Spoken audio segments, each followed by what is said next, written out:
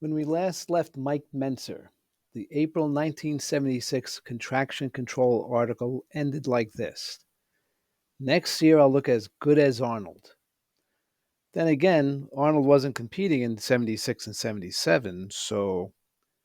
But by 1978, Mentzer was being mentioned in the same conversation as Arnold, Zane, and other elite competitors. Mentzer in Olympus. Okay, the Olympus Gym and Health Spa, anyway. Published in 1978, this book featured biographies and routines for Arnold, Frank Zane, Ed Corney, Franco Colombo, Mike Mentzer, and Robbie Robinson. The Mentzer chapter was later repurposed as articles in Muscle Builder, Muscle and Fitness. I would imagine the others were as well, as Rick Wayne was the writer for all of them. And for what I can tell, George Snyder hosted seminars with these six and others, which turned into books 2 and 3, and Wayne put the words together. Before looking deeper into the Mentzer article, I want to show the comparable books at the time, at least from where I was. By David Manners of Elmont, Long Island. I believe this predated my discovering the magazines. An 8 by 11 trade paperback that I stumbled onto in a local health food store. I originally had the white cover. I later picked up the yellow one, but there are at least 5 editions of this. It looked like only the cover and a few of the interior pictures changed, but this was a great place to start. As it says, complete bodybuilding courses, calisthenics, barbells, dumbbells, and pulleys, interspersed with photos of bodybuilders through the 70s, including Clarence Ross, Ed Giuliani, Dave Draper, Frank Zane, Arnold, and this one, Ricky Wayne, who later turned into writer Rick Wayne. A good basic overview, even though based on what I know now, I would modify some of the postures, and the workout attire, and the grooming. I found this one from 1974 in my local library. Another good overview, but definitely not written with aspiring bodybuilders in mind. You might recognize Robert B. Parker's name from the Spencer series of detective fiction, which always included a workout scene and always a literary reference from outside of detective fiction. He used the line about the horse in at least one of the Spencer novels, and the novels either started with a standalone quote like the one from Emerson on the screen, or he worked a quote like that into the dialogue.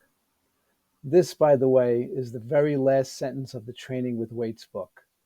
"We are fed," Ralph Waldo Emerson once said, "not that we may eat, but that we may work." As far as the exercises go, barbells, dumbbells, and some of the newfangled universal machines. With a touch of snark, quote, "Exercise 6, alternate dumbbell presses. As you might imagine, this exercise involves alternately pressing dumbbells." Stay Hungry from 1972, a novel later made into a movie starring Arnold. Pumping Iron from 1974, later made into a movie starring Arnold. Arnold, The Education of a Bodybuilder, 1977, later, you get the point, which is to make Arnold a star. Most of Education is biography and photo album. This is Ed Corney on the original cover of Pumping Iron. Guess who replaced him on the movie covers? These were mass market books, major publishers, bookstores, lots of publicity. At the other end of the spectrum, also from 1977, I found this on a rack in a camping and outdoors store. Strength Training Principles by Ellington Darden, which was the first of many by Ellington Darden that I bought and studied. In the middle here, unidentified, Richard Baldwin and Mike Mentzer, a photo from 1974. And on the lower right back cover, and I confirmed this with Ellington Darden, O.J. Simpson at the Superstars competition in Florida. Of all the muscle media I'd seen at the time, the magazines, the books, this was the first time I'd seen it presented this clinically. A methodical presentation of why and how to train with weights, clearly laid out, an approach I've tried to rip off ever since. Plus, I didn't have to explain shaved muscle men, ignore supplement ads, or decipher any literary effects. What a refreshing change of pace. And back to the Musclemen. I may have seen this ad in the Weeder magazines, but unlike today, mail order in the 70s was iffy. So I bought mine at the World Health Center in Englewood, New Jersey, which was one of Leroy Colbert's locations. The original run had 3 books. Mentzer was on the first one. The 2 on the right are currently on Amazon and look like compilations of the 3. And look who's now on the cover. Anyway, highly recommended. Buy this in whatever format. As a Mentzer fan, the Mentzer chapter alone is worth the price. But if you're interested in the Arnold era of bodybuilding, whether as nostalgia or ancient history, absolutely essential addition to your library. The back cover of book 1 with a summary. Remember I said I bought this in Leroy Colbert's health food store? On pages 12 and 13, there's Leroy Colbert. Technically not a Weeder publication, but dedicated to Ben and Joe, with an interesting paragraph on page 16 of the introduction. Quote, "The way the author puts it, few bodybuilding magazines tell the whole truth about bodybuilding. Their publishers are primarily concerned with selling their own products, and what they feature in their journals leaves much to be desired. In fact, after talking with the various champions, I am left to wonder where the feature writers got their information in the first place. Either the champs lied to them during interviews, or the interviewers were simply too dumb to come up with the right questions. The result is a mostly misleading article on training that bears the name of a well-known champion. Thousands of new bodybuilders around the world will follow the published advice, not knowing for 1 minute that what they have taken for scientific data is largely speculation on the part of a lazy but imaginative, some might say incompetent and dishonest, feature writer." Okay, on to the Mentzer article. 30 pages of text and photos. Since, unlike the magazines, this is still available, I'll summarize with a few quotes. The article opens with Mentzer saying that at 12 years old, he saw Steve Reeves on the cover of Muscle Builder, and as a result got his first barbell set.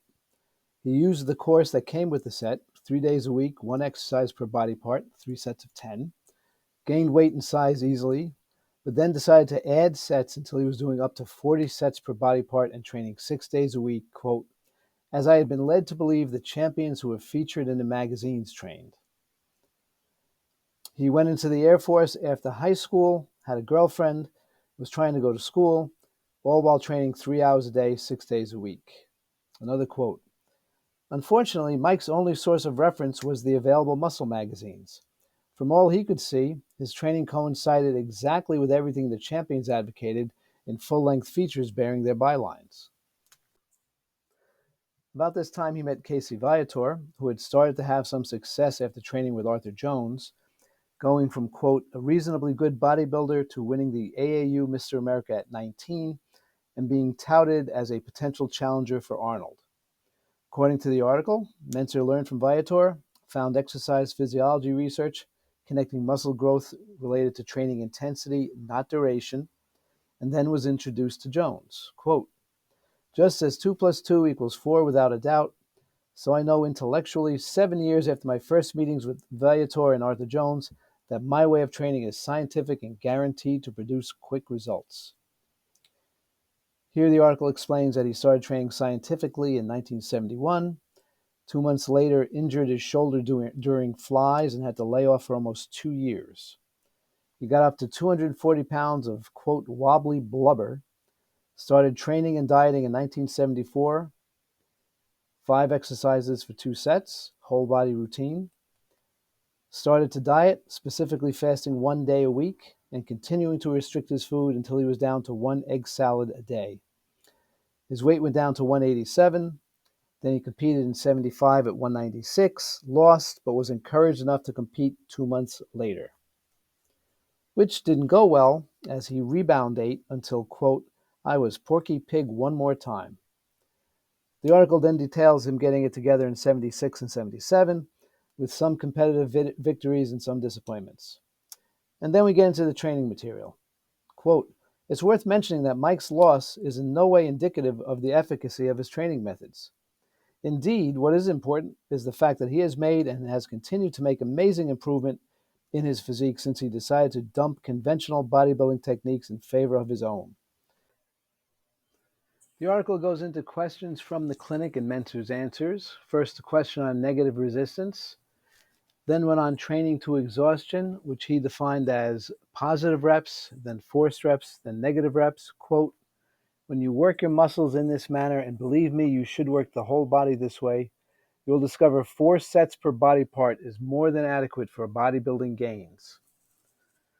Then you get to a juicy question, quote, Arnold Schwarzenegger has been quoted as saying some muscles are too small to cope productively with the stress of supersets. But you said you follow barbell curls with concentration curls without taking a rest between. Will you explain? End quote. Mentzer's answer. I can't see how Arnold arrived at that conclusion. My own arms have grown in a short time to 21 inches from using my method. But then perhaps he's referring to those misguided people who train the conventional way, that is, who insist on performing 15 sets of an exercise. I am not here to disprove what other people may have said before me, only to tell you mine is the only training system based on proven scientific data. You'll just have to try it out and find out for yourself, just as my brother has, just as Dr. C.F. Smith has, as many other people have. And here are a couple of paragraphs from his summary of his clinic. This is a quote. The fact that nearly everything published on the subject until now has been written by prevaricators whose sole interest and motivation has been commercial. Very little in the way of legitimate scientific research has been applied to the much neglected field of weight training. And here's another paragraph. Quote, conventional training techniques seem to emphasize that the more sets one performs, the better the workouts will turn out. It is wrongly reasoned that if one of a positive thing is productive, then 3 must be that much better. It is that kind of irrational thinking that is responsible for more child deaths every year, with well-intentioned parents serving their children several times the prescribed doses of medicine in the hope that the children will get well that much faster. Okay, that got a little dark. One last paragraph before we discuss the routines. Quote, genetic factors must be considered in your attempts at reaching bodybuilding goals. Your bone structure, for example, must be big enough to support large muscle size.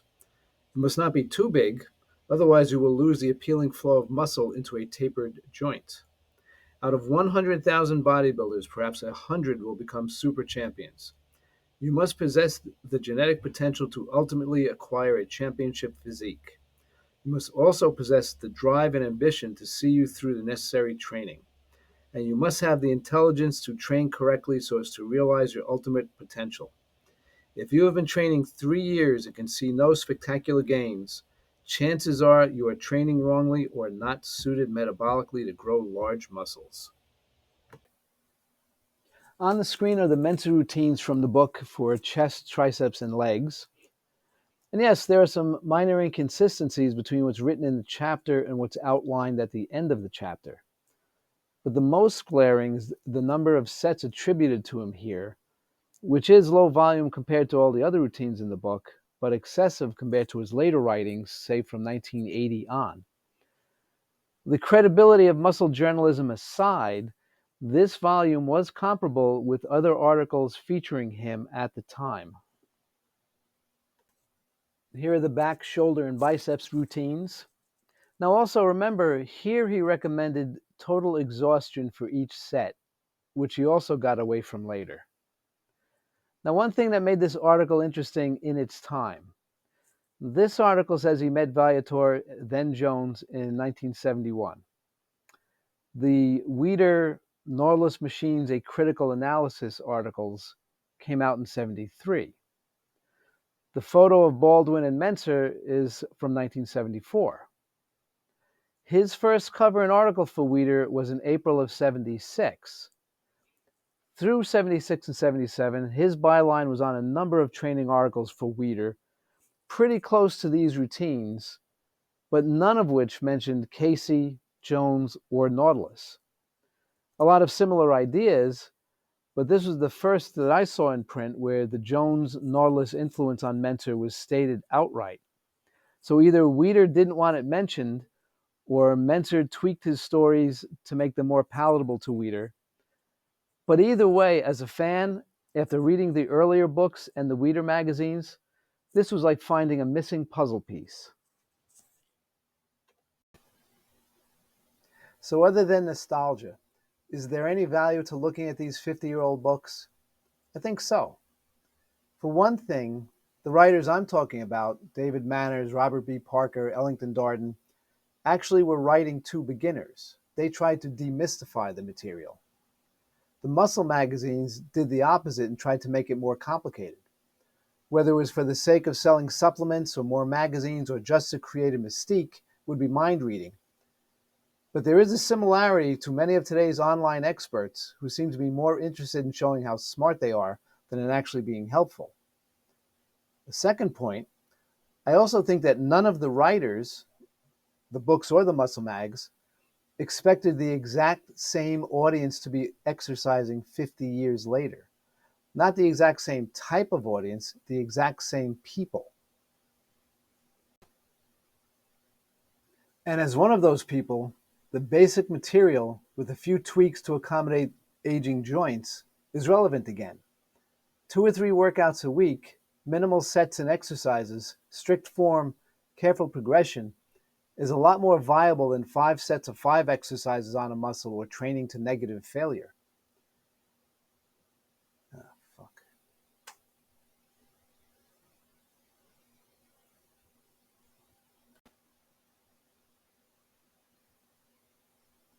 A third and final point, whether competitive bodybuilders actually did the excessive routines with performance-enhancing drugs and extreme diets, or if they just did basic routines with performance-enhancing drugs and extreme diets, is not really the point. If a basic routine is giving you acceptable results, and that's for you to decide, great. Keep it going, stop looking for the secret knowledge, and get on with things. If you want more, bigger arms, bigger shoulders, tighter waist, whatever, even if PEDs and extreme diets aren't for you, you owe it to yourself to try something different. And aside from nostalgia or historical curiosity, that's where 3 more reps comes in. Take a couple of weeks or months, do an Arnold routine or a Mentzer routine or the opposite of what you've been doing and see what happens. If it works, great. If it doesn't, you're going to work out anyway, right? The real magic is in regular workouts. So if playing with your routine keeps you on track, or if keeping it vanilla keeps you on track, that's the right answer. Next time, the Thinking Man's Bodybuilder, Mike Looks Great, So Herculean, and GQ Magazine. If you're interested in a more current take on weight training, one that's informed by biomechanics and sports medicine and not supplement sales or clickbait, this link takes you to the print version of Joint Friendly Fitness. This covers over 70 home and commercial gym exercises and all the appropriate biomechanics and routines. From there, you can click on the author page, which brings you to each of these other books and Kindles. Be sure to subscribe and catch up on the other videos on the channel. Thanks for watching. Happy and healthy training.